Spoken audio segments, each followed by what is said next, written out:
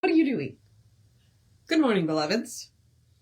Gio was up on the couch with me and then just jumped down and is now looking under the couch. And under the couch is where the asterisk is. And asterisk is our, we're cat sitting for asterisk.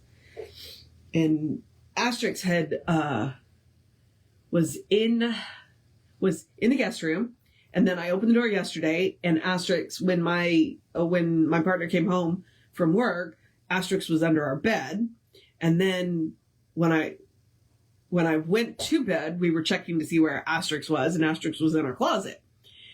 And then this morning we looked to see where Asterix was, and she was no longer in the closet. She's back in the guest room. So I'm trying to make sure Gio is not annoying her. Yeah, you can't see him because he's below the level. But that's him right there. You better not jump down and bite her. She's bigger than you. All right. He's going to need forgiveness. Come back here. Come back here, you little... Nope. And he's gone.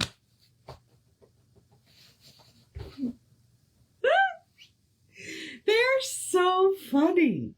I've never had a Siamese before.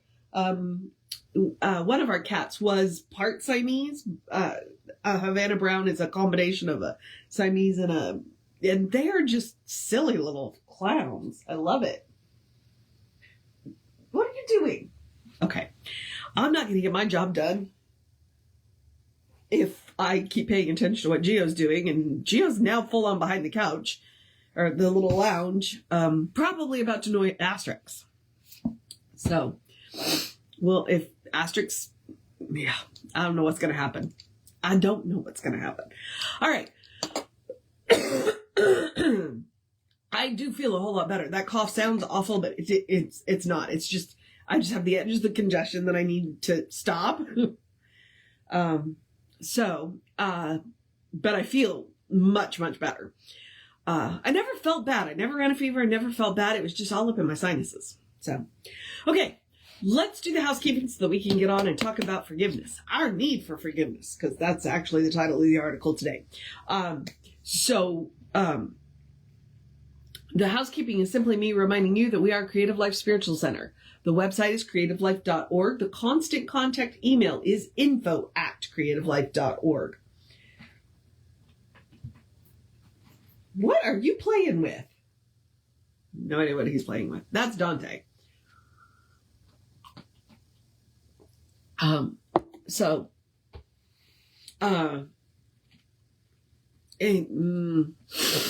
Okay. The email, of which you get one a week unless something unusual happens, I will point out to you. One, it's a real person doing it. He doesn't have time for that. More than that, unless something unusual happens, we do live in hurricane country. So there's that caveat. Then it tells you what's going on for the week and the month, and the hot links are hot. So if it says click here now, it means it'll take you right to the information or the person that can help you get it.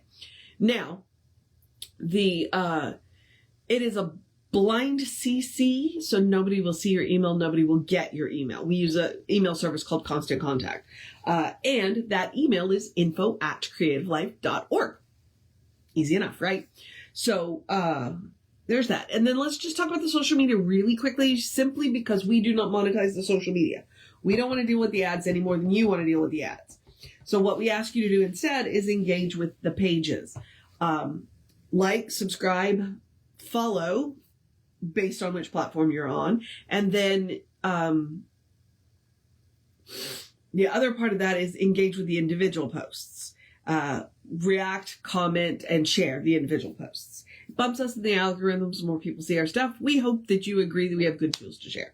All right, that should be everything. All right, Dante, Dante's now, Gio has left and Dante's now creeping on Asterix. I feel sorry for this cat. I don't hear any hissing yet though, so I think we're okay. All right, so Living the Science of Mind is a collection of essays that came out of the at-home course, Used to be in the back of the Science of Mind magazine. What you could do is you could email, or you could mail off for it, and they would mail you a lesson a week for 48 weeks. It's not, they finally bound it into books that you can buy. It took 6 books because, like I said, it was 48 lessons. If you're interested in that, go to the Science of Mind Archives website, go to their book list and use their Amazon link. If you use their Amazon link, they get some of the money back. So it's a great way to get some good books and support the archives and not give all your money to, Amazon. I have my own opinions on Amazon. All right. So I also like to call this the FAQ, frequently asked questions, because my pet theory is that this and the at-home course, basically people came to the lectures and then they read the textbook and they had questions. Frequently asked questions. So my pet theory. So that's why I've started calling this book the FAQ, frequently asked questions. So, and the last few essays have been on forgiveness, and today's essay is no different. But today is our need for forgiveness. So let's see what he has to say about our need for forgiveness. I'm guessing based on I have read this one before because there is one pencil mark in it. Ooh, okay. He is going to end this. He's going to end this with. Sorry. He's going to end this with a little bit of a treatment meditation. So what I'm going to do is I'm going to do the reading. Then I'm going to do the wrap up. And then I will go back and end with the meditation. I like to end with the meditation. That way, if you want to listen to the meditation more than once, you can go back and listen to the meditation without having to listen. You figure out where it is in the thing. So, because it will literally be at the end. All right. Okay. Whew. Right. Here we go. Our need for forgiveness. We all are human beings, and we all have made mistakes. We all carry an unconscious burden of guilt, and we all need a sense of being forgiven. One of the most revealing things in the new science of mind is our need to feel that we are right with God, with life, and with each other. We know that a continuous state of resentment can produce many types of physical disease. This does not mean just diseases of the imagination. It means diseases that the imagination creates in the body through psychosomatic relationships between the mind and the body. A continuous state of resentment against others can badly affect the digestive system. It can produce many forms of physical irritation. It can cramp our whole style of living and block the spontaneous flow of enthusiasm without which there is very little joy in life. And he's right. There is a whole lot of research on how our emotions can affect the physical body, especially when we stuff our emotions. It tends to come out sideways, and it tends to come out in our body as a malady of some sort. Much of our inability to forgive others comes from a deep-seated inferiority complex. I'm not going to debate that with him, mostly because I don't know. That would be a question for the psychologists. Often, hang on. Hey, sugar. Let's see. Often, our antagonistic attitude towards others rises from a need within our own minds to be revealed in our unconscious sense of self-condemnation, as though we have such a burden of guilt within our minds that we can hardly bear it. And so we project it to others just for the relief it gives ourselves. Okay. I do know about that. We are really good at projecting onto others. And I'm slightly concerned because sugar just disappeared under the lounge. This brings us back to one of the fundamental thoughts of Jesus. Forgive, and ye shall be forgiven. Of course, Jesus knew that we do not make bargains with God, but the more carefully we study his method, the more clearly we see that often he removed emotional blocks before he healed people. That's really important. He often removed emotional blocks before he healed people. And the interesting thing about that is, if you forget Western medicine for a minute, but if you look at the Eastern system of medicine, they believe to affect true healing, you have to deal with the whole person. You deal with the body, you deal with the mind, you deal with the soul. So body, emotions, and your soul. So, and that's one thing that Western medicine hadn't figured out yet. On one occasion, he forgave a paralyzed man, much to the dismay of some of those around him, who told him that he had no right to forgive others. Jesus' only answer was to ask them whether they thought it was easier to forgive the man or to tell him to get up and walk. But, he said, to show that the Son of Man does have the power to forgive, I will tell the man to get up and walk. There is a definite tension which accompanies the emotional state of condemnation. So Jesus forgave the man and removed this tension. In the view of what we know today, he was practicing a perfect spiritual science. He must have been able to look inside people mentally, and he probably knew exactly how people thought and why. And of course, he knew that anything that stops the flow of life, anything that blocks our God-given right to live happily and with faith in the universe, must affect the physical body. Probably, Jesus knew more about spiritual psychosomatics than anyone else who had ever lived. He also knew something that most of us have yet to discover. We cannot give what we do not possess. And certainly he knew that we all have a need for a feeling of being one with God. No one can feel one with God who hates anyone or anything. Oh, yeah. Nope. There's that. Yep. Which is why Jesus says, if you have remove the plank in your eye before the speck in your others. And if you have a problem with your brother, go and deal with that before you come and do a sacrifice. You can't feel one at God if you've got anything against anybody else. Because, we're all one with God, right? You will remember that in the Lord's Prayer, Jesus said, forgive us our debts as we forgive our debtors. For he knew that it is only as we forgive that we can be forgiven.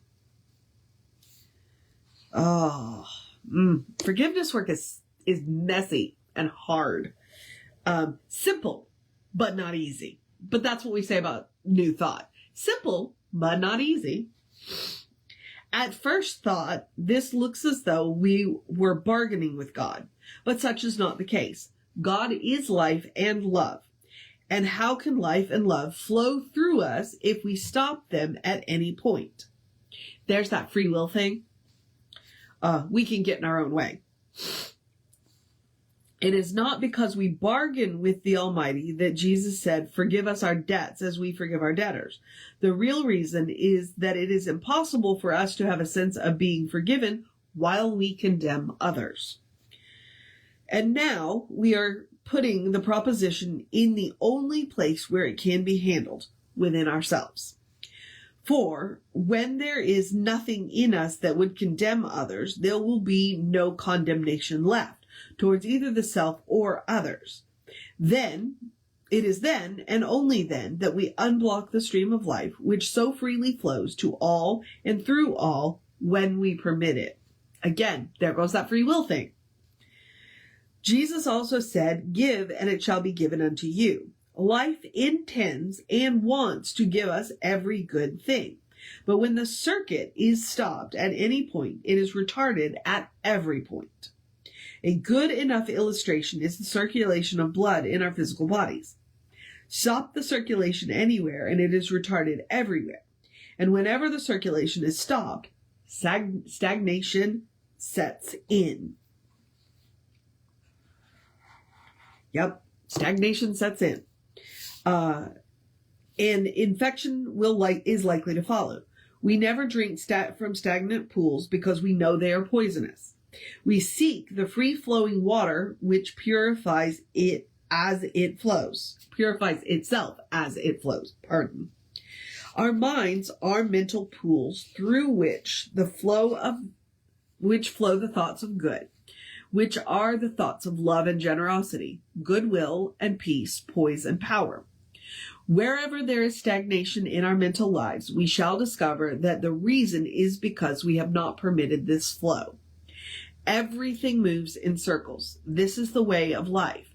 And what we refuse to give, we refuse to accept. Nothing is more important than that we learn how to forgive both ourselves and others. Jesus carried this proposition to a complete finality when he forgave the man who died on another cross beside him. It seems to me that this forgiveness is one of the greatest lessons of the cross. There is another instance in history which shows the same sublime attitudes as that of Jesus. When Mahatma Gandhi was assassinated, his last act after receiving the mortal wound was to make the sign of forgiveness with his hands. Jesus and Gandhi, two of the greatest spiritual geniuses in history, each knew the necessity of the human mind to relieve itself of the burden of condemnation, and each made the supreme sacrifice as an object lesson to all of humanity, that even God cannot give us what we refuse to accept. Again, goes back to that free will thing. The great lesson that we learn from this is that it is impossible for us to feel relief and release from self-condemnation while we bear condemnation towards others. We long to be free from burdens. How we yearn for a sense of relief from fear and doubt and uncertainty. How greatly we long for a security which takes fear from our lives. We pray for a certainty and a faith that will make us whole. The physician and the surgeon can patch up this physical body of ours, and the psychologist or the psychiatrist can help us straighten out our emotional tensions, for all of which we should be grateful. But only life can give life. Beyond this body and deeper than this mind, there is a perennial wellspring of life, which can flow through us to eternal givingness and to everlasting forgivingness. Who would not be in paradise if we felt that someone beside us had the power to say to us, "Today shalt thou be with me in paradise, in the Garden of Eden of the souls, and in the fields that bloom forever, beside the still waters"? If we knew that there was someone who could do this for us, would we not exchange everything we have for this gift? Of course we would. Emerson said that the universe remains to the heart unhurt, and Jesus said, "It is your Father's good pleasure to give you the kingdom." This kingdom is something we do not earn. It is a gift of heaven. It's really, really important to understand that we don't have to earn the kingdom. That it is literally a gift. That we have to accept it. This heart that is unhurt is the heart that God gave us. We alone have refused to receive the gift. It has never been withheld.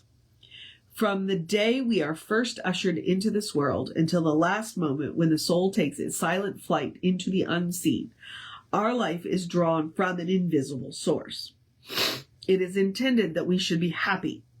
It is meant that we should live to the full, that we should sing and dance and be glad, that we should love and be loved in return. But in our ignorance, we have inhibited the action of God in our lives, and so we have cut ourselves off from the only power that can help us. The only sensible thing to do is to retrace our steps and start over again. We should not do this with any sense of morbidity or fear, but rather with the feeling of an explorer who knows that there is an undiscovered country and who is willing to take time to find it. Whoa. Yep. But rather with the feeling of an explorer who knows there is an undiscovered, and life should be an adventure. Life should be an adventure.